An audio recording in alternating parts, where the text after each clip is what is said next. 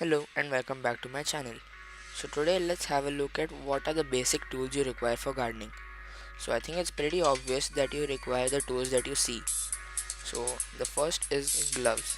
The gloves will prevent the mud or soil or whatever you are using in your garden from getting stuck in between your nails. Then comes the digging tool. The digging tool can be easily used for a number of uses such as taking manure, compost, soil or whatever you're using in your garden. It provides a big help.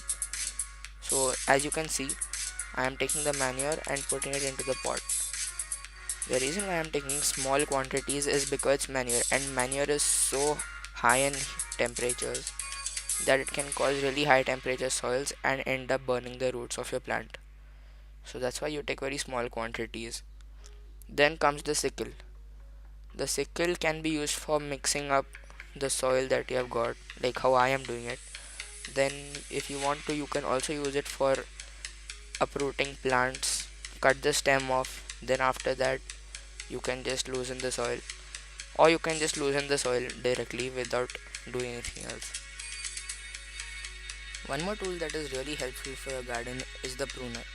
You can use the pruner for pruning the branches. Let's say you have a tomato plant which keeps on catching infections on one part of that branch, so you can just trim off the branch. Then you can also cut sticks like I am doing over here.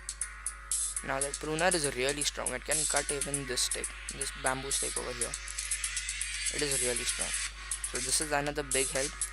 Any strong root or something in the pot that you want to cut off for clearing the pot, you can use this.